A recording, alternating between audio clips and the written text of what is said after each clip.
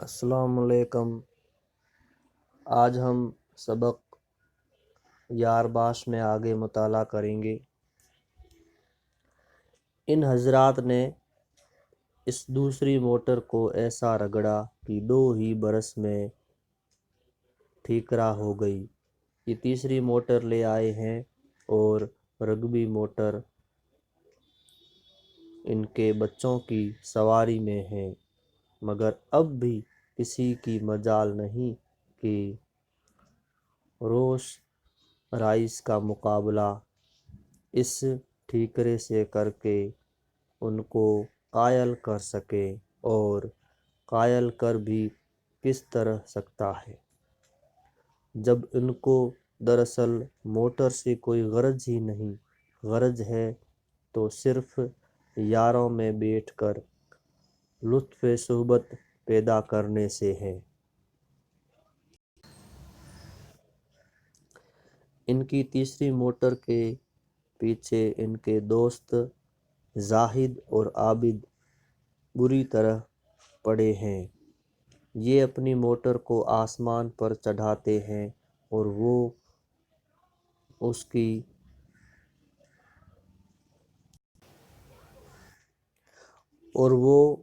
اس کو تحت الاسرہ میں پہنچانا چاہتے ہیں، جہاں یہ حضرت اور ان کے دوست ملے، خواہ وہ کوئی عام محفل ہو یا گوشۂ تنہائی۔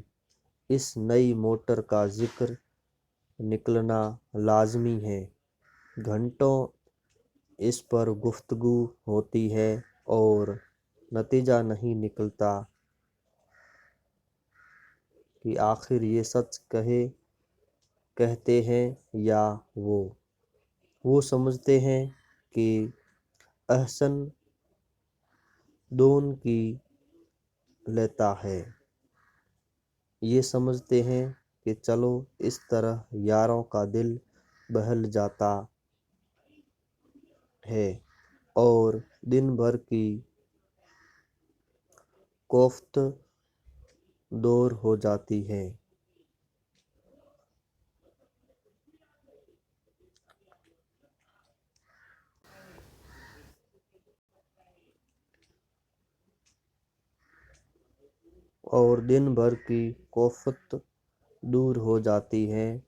میں نے کئی دفعہ ان تینوں میں یہ گفتگو ہوتے سنی ہے، اور میری یہ رائے قائم ہوئی کہ ان کے دوست سمجھتے ہیں کہ احسن بیوقوف ہے، اور میاں احسن سمجھتے ہیں کہ ان یاروں نے سمجھا ہی نہیں کہ میں کیا ہوں اور کیوں ایسی باتیں کرتا ہوں۔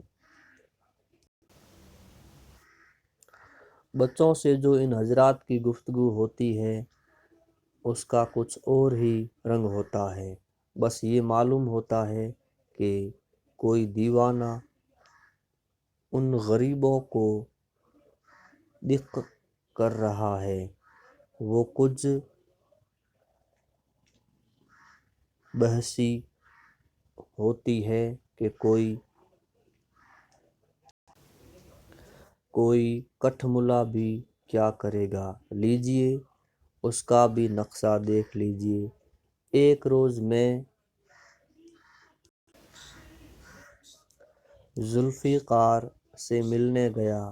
اس کا ایک بچہ صادق کوئی 4-5 برس کا ہے، شاید پہلی جماعت میں ہے۔ میں ذوالفقار کے گھر پر پہنچا، کیا دیکھتا ہوں کہ مسٹر احسن پہلے سے وہاں ڈٹے ہوئے ہیں اور صادق سے زبردستی کی حجت کر رہے ہیں۔ بحث یہ تھی کہ 2 چوک 8 ہوتے ہیں یا 9۔ صادق کہتا تھا 2 چوک 8 اور یہ کہتے تھے 2 چوک 9۔ پہلے تو زبانی بحث ہوتی رہی، آخر صادق بھاگتا ہوا گھر میں گیا اور اپنی پہاڑوں کی کتاب اٹھا لایا اور کہا، دیکھیے 2 چوک 8 اس میں لکھے ہیں۔ انہوں نے کہا غلط لکھا ہے۔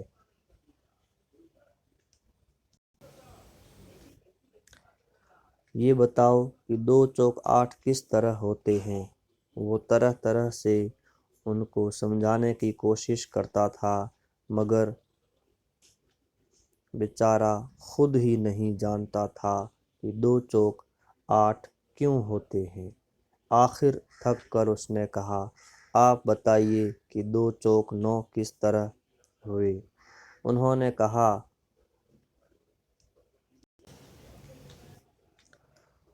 2 2 4 جگہ ہوں تو اس کو 2 چوک کہتے ہیں، صحیح ہے نا؟ صادق نے کہا ہاں۔ انہوں نے کہا اچھا کنکریاں لاؤ اور 2 2 کر کے 4 جگہ رکھو، 9 ہوں گے۔ صادق کنکریاں لایا۔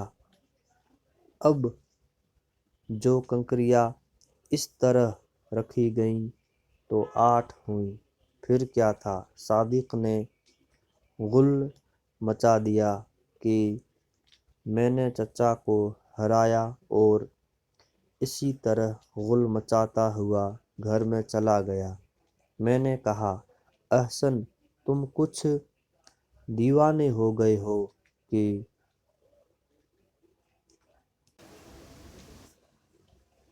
اتنے بچوں سے بھی بحثتے ہو، تمہاری کچھ عادت ہی خراب ہو گئی ہے۔ احسن نے کہا واہ حضرت اچھی قدر کی ہیں، اچھی قدر کی میں نے بچے کو سیدھے راستے پر لگا دیا ہے، اب پہاڑوں میں وہ اٹکنے والا نہیں، جہاں کہیں رکا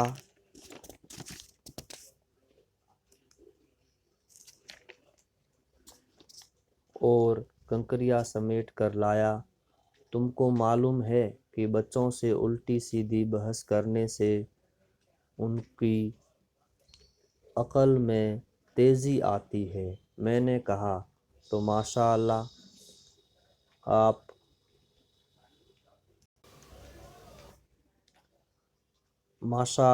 آپ علم الدماغ کے ماہر بھی ہیں۔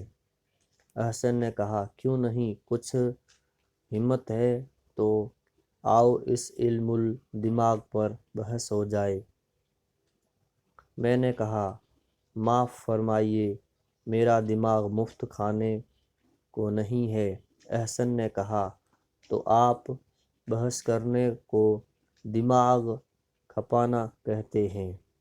میاں وہی شخص بحث کرتا ہے جس کے سر میں کچھ بھیجا ہوتا ہے اور دل میں حملہ سہنے کی قوت ہوتی ہے۔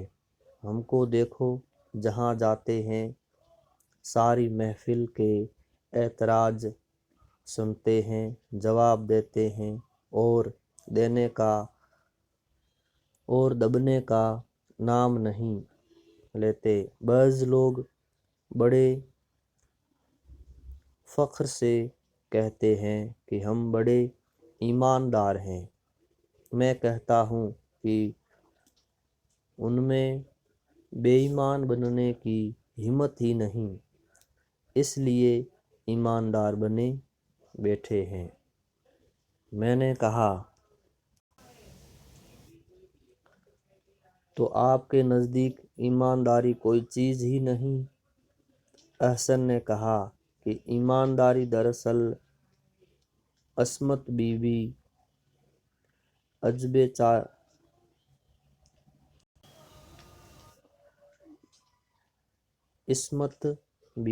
عجب چادری ہے۔ میں نے کہا معاف فرمائیے میں اس موضوع پر آپ سے بحث کرنا نہیں چاہتا۔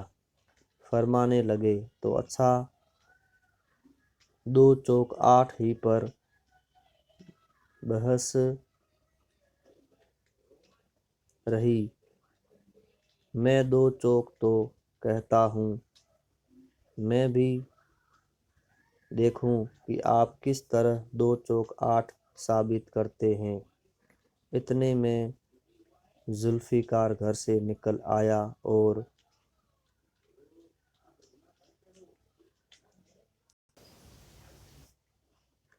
میرا پیچھا ان حضرت سے چھوٹا۔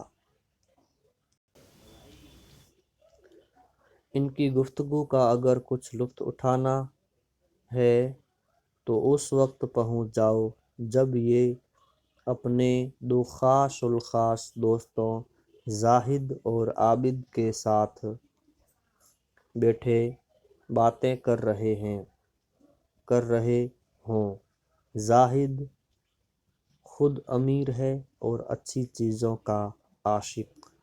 اس کا گھر کیا ہے، خاصا ایک عجائب خانہ ہے۔ جو چیز ہے اعلیٰ درجے کی، جو سامان ہے اول درجے کا۔ میاں احسن کا گھر بھی کچھ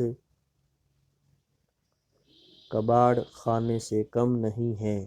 جو چیز ہے سڑیل، اور جو سامان ہے بابا آدم کے وقت کا۔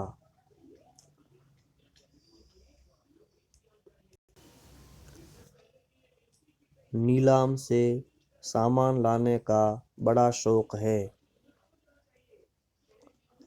اس لیے سارا گھر اس سے بھرا پڑا ہے۔ زاہد کی طبیعت کچھ عجیب واقع ہوئی ہے۔ ہر بات کا اتنی جلد اثر لیتا ہے کہ بیان نہیں ہو سکتا۔ کسی نے کوئی جھوٹی سچی خبر سنا دی اور اس نے یقین کر لیا۔ اگر وہ خبر طبیعت کے موافق ہوئی تو خوش ہو گئی، اور اگر موافق نہ ہوئی تو پرمردہ ہو گئے، دل بیٹھ گیا۔ بہرحال میاں زاہد، قاضی جی دبلے کیوں ہو؟ شہر کا اندیشہ بنے ہوئے ہیں۔ خوش قسمتی سے ان کو میاں احسن جیسا دوست مل گیا ہے جو تھوڑی ہی دیر میں ان کا غم کھو دیتا ہے۔ جہاں کسی بری خبر سے میاں زاہد کے دل پر دھچکا پڑا اور یہ اپنے دوست میاں عابد کو لے احسن کے گھر پہنچے، وہ خبر احسن کو بھی سنائی۔ پہلے تو انہوں نے حجت کر کے اس خبر کو غلط ثابت کرنے کی کوشش کی۔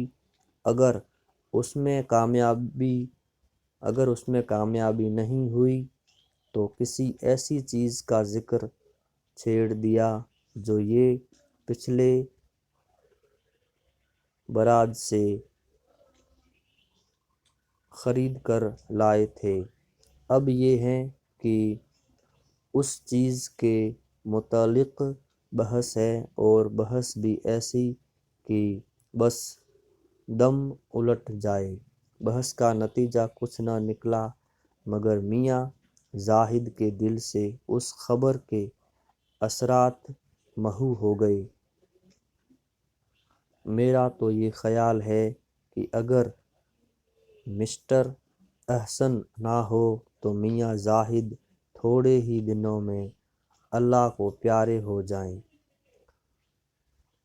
جیسے اللہ میاں نے ہر مرض کی دوا پیدا کی ہے، اسی طرح میاں زاہد کے غم دنیا کی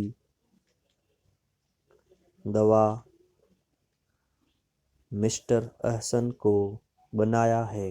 ہاں، یہ پوچھنا تو رہ ہی گیا کہ اتنا کچھ پڑھنے کے بعد آپ یہ بھی سمجھے یا نہیں کہ یار باش کی تعریف کیا ہے؟ میں تو یہی کہوں گا کہ اس لفظ کی تعریف ہو ہی نہیں سکتی۔ اگر آپ کر سکتے ہیں تو کیجیے۔ خیر میں تو کچھ نہیں کہوں گا۔ ہاں مسٹر احسن کو آپ کے مقابلے میں لے آؤں گا اور پھر دیکھوں گا کہ جو تعریف آپ نے اس لفظ کی ہے اس کو آپ ثابت کر بھی سکتے ہیں یا نہیں۔ شکریہ، خدا حافظ۔